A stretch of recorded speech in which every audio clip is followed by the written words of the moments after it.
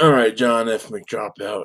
I decided that I would talk to you via video.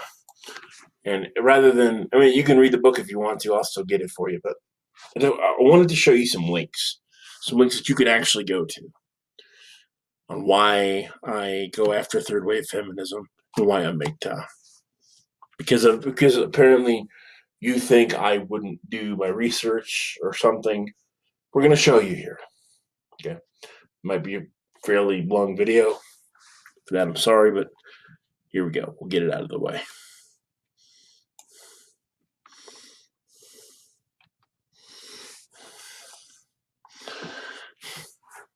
So right here on psychologytoday.com, I'd say it's a pretty reliable source. An Asian Dave you can listen to. One might think that the majority of divorces in heterosexual marriages are initiated by men due to the financial and sociological difficulties that many women face post-divorce. That says since the 40s, women have accounted for almost 70% of the divorce rate now. There's going to be some legit cases in there, like abuse and stuff like that, which I support. There's also going to be some hypergamy cases in there on both men and women's side. Okay. But here is why. Here's adults ages 19 to 94. Okay. 70% of those marriages fail. Now, go to this next tab. Here it talks about, and this is the latest study I could find, why men are only 3% of alimony payments. Being that, they're taught, they're shamed into not taking alimony. Reason being is men were supposed to be the financial supporters, the physical, the emotional, the everything. Okay. A man can't have a handout because they're not considered a man. If a woman has a handout, it's because poor woman. If a man, at least here in the U.S., can't have a handout because if you do, you're not a man. You're not doing what you're supposed to. But for women, it's completely fine to not do what you're supposed to. For women, it's completely fine to not take up 50% of the responsibility for a child. But if you're a man, you better do it, right? You better not reach for a handout. You better not ask for help. You'll be shamed. You'll be shamed and bastardized for doing so.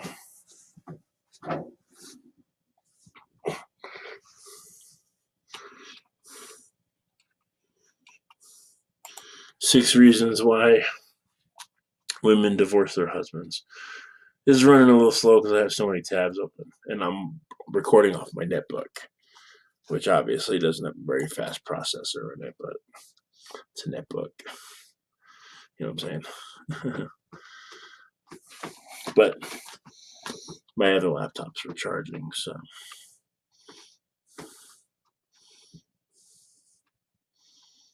Now they feel taken for granted and overly responsible for the relationship. So let me get this straight. Men are supposed to be the providers. Men are supposed to be the emotional support and the physical protectors. And you ask for some responsibility, or you ask your partner to have some responsibility in the marriage too, and they feel taken for granted. Now, I understand if it's a situation like she's out doing all the work and he's at home not doing nothing, because there are relationships like that. I've seen it where men aren't doing nothing. And not to reinforce a stereotype that men need to be everything, but you know what? You do need to make your own way. You do need to earn your own money. You need to pay for your own stuff. Okay? You need to pull your weight. And if you're not pulling your weight, then you are the reason why the relationship is failing. but unappreciated. I doubt that that's in every case. Okay. So then you're gonna have cases like mine when I was with this girl. We'll call her, I don't know, Stephanie. We'll call her that. Stephanie um, actually cheated on me and left me because she felt unappreciated because I was never home. I was always out. I was always out, right? And I was never home. And that's what our mutual friends knew. That's what they knew. The reality of it is I wasn't always out. I had two jobs. Okay. I was working two jobs. And the reason why I was working two jobs because she had a job, she moved in, and she wouldn't pay any of the bills. She wouldn't help with nothing. Okay. Naturally, her living there caused the utilities and stuff to go up and food, you know, consumption got cut or got double timed pretty much. Um, so I had to get a job to pay for her portion of the bills because she wasn't paying so that we could live. And she pocketed her money from her job. She kept it in her pocket. So at the end of that, she felt unappreciated. So she cheated on me and left. And at the end of that, when that happened, our friends became her friends because they were told and they didn't want to hear me. When I tried to explain it, they didn't want to hear me. I was shamed. I was shamed into it.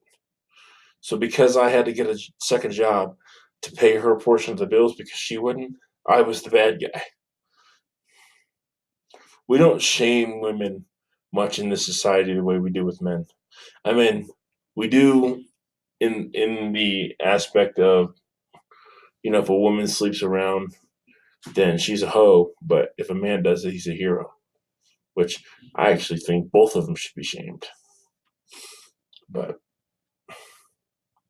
it cuts men deep when we're shamed for doing what we're hardwired to do. Men are hardwired to be the ones to provide. And when you shame us because we were doing what we were supposed to do and you didn't like it, that cuts deep. Okay. Having the same argument with their partner. Now, I agree with this one. If you have to have the same argument with your partner, it's obvious that your partner ain't listening. Okay. So you need to go ahead and end that because a relationship takes communication between two people. And one of you or both of you ain't listening. So I agree with that reason. Not that it matters about any of the reason I agree with, but I could see that one. They're not satisfied with their sex lives. Okay. So everybody knows there's always going to be someone bigger, badder, and better. This is where hypergamy comes in. I wish this damn thing would come up and stop coming up. It's not even for real. Like trying to get me to download unknown software and put my debit card information. And fuck that. I don't think so. I'm not putting my card information in so some dude in the call center in India can scam me. I ain't doing that. Besides, I have a firewall on here anyway, so I'm good.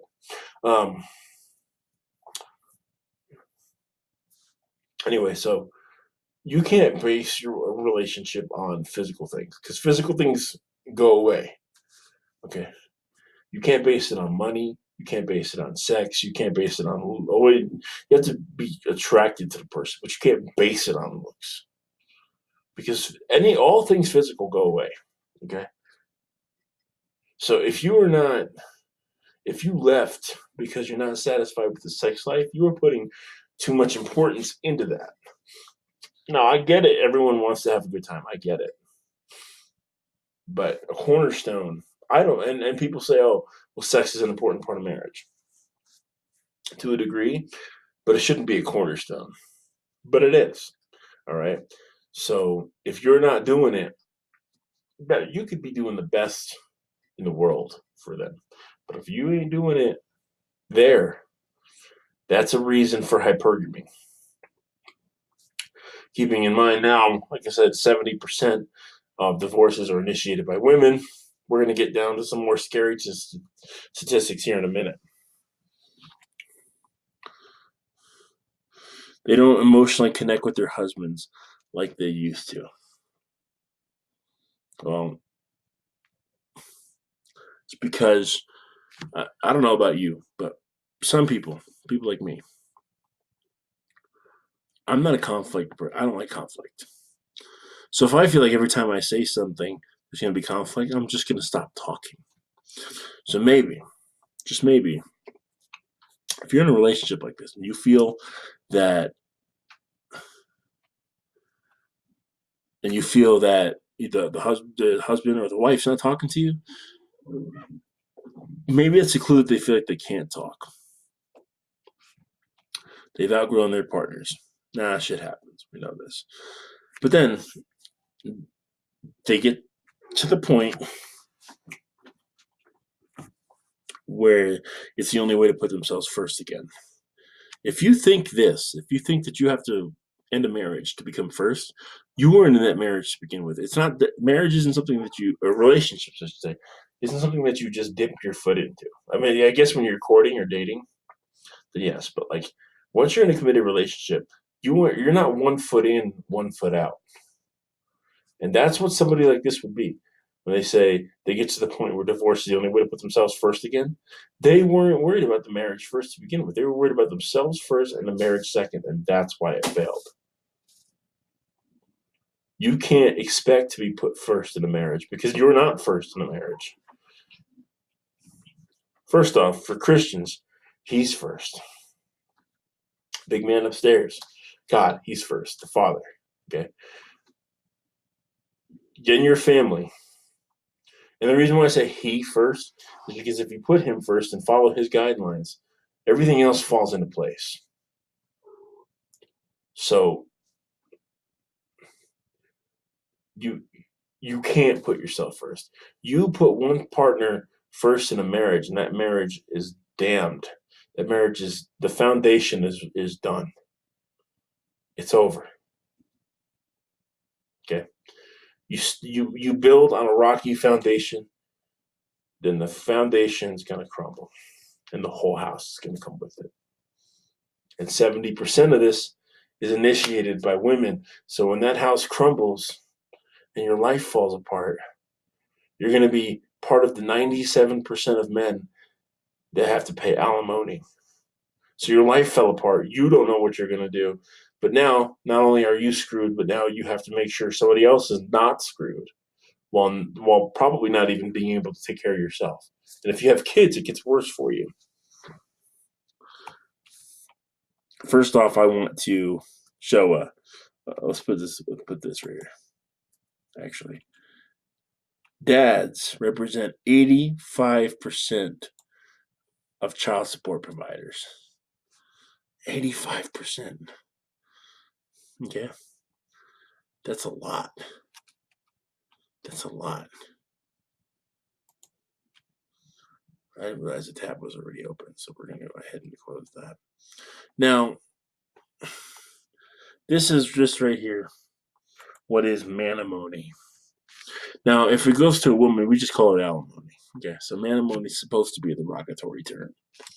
Breadwinning women, which, by the way, I thought women earn less than men. I don't know. I guess that's only convenient to say when it favors females, right? Breadwinning women paying their husband's alimony is becoming increasingly common. Is that because women are earning more? I don't know. I don't get it. Feminists, I need you to explain this to me. I need you guys to tell me, because it says right here, breadwinning women, which means that they're earning more than their husbands. As women who have made careers for themselves go through a divorce, family court judges are ordering the women to pay what is known as manimony to their lower earning spouse, their husbands. So what if we call it, how about this? What if we call it womanimony? right? We can call it womanimony, and we can make a derogatory term for them. But that would be sexist, though. Anyway, so dads over here represent 85% of those paying child support. Now, dads are 85% of the ones paying child support, but they're only 30% of the ones filing for divorce. Isn't that weird? Isn't that weird? The dads are the only, they're 85% of the child support payments, but they're only 30% of the divorce filings. Now, when I say third wave feminism, talking about people like this, and this is going to be the last thing that I say. I'm going to end the video after this, but I want you guys to see this. Hopefully it loads pretty quickly because this little netbook is definitely at reaching its GPU power. I love the mansplaining. I'm enjoying it. You're loving what? The mansplaining that's going on. What Or just talking me through how by not answering the question, by repeating processes which are not related to the question that I've asked. What's mansplaining, Senator? Well, it's the slightly patronising and condescending way that you're responding to my questions. Well, I would suggest, Senator, that if you're putting the word man in front of some description of what I'm doing, you're doing that which I'm sure you're very much against, is making a sexist implication about how I'm conducting my role as a man. Well, then the easiest way to do it... Is that what you're saying, Senator? Well, what I'm saying is that the way you've been responding to me has been patronising and condescending, and I have responded to that. So the easiest way to deal with this is not to have that way in responding to questions I've asked. Imagine the reaction, Senator, if I said you were womansplaining. You're saying that I'm mansplaining. Well, it is a term that's used. Is it by whom? It is a term that's used. By rude senators. By senators who are seeking to make gender an issue. No, I'm not. Do you want to reconsider what you said, Senator? No, I don't. You don't want it? No. You don't want it? No. I mean, I just find it extraordinary, Senator. I just find it extraordinary that you or any senator at this table would seek to invoke gender in impugning how a senator is responding. Well, I'm surprised you haven't. Let the record show, Chair, that Senator Gallagher thinks it's appropriate to refer to a senator as mansplaining. Take a good look at yourself. I mean, sitting here and saying to a male senator, you're mansplaining. If I said to a female senator, you are womansplaining, there would be uproar. Stop being a hypocrite. Conduct yourself appropriately for this place. I'm sorry you're so offended by the use of the word. It is a word that's used.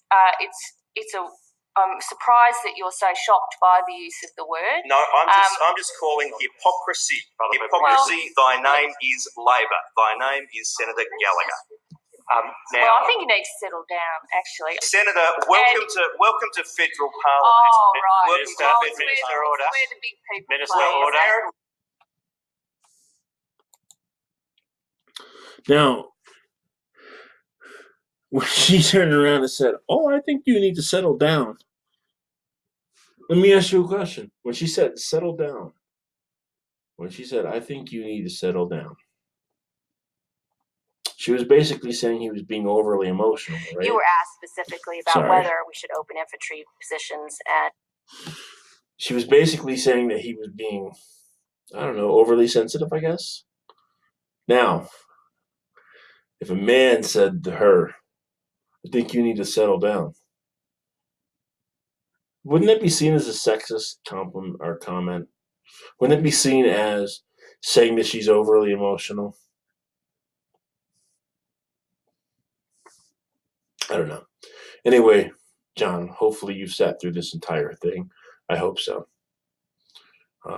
Maybe this gives you a little bit more insight as to why I mgtow and why I do these videos. And if you'd like,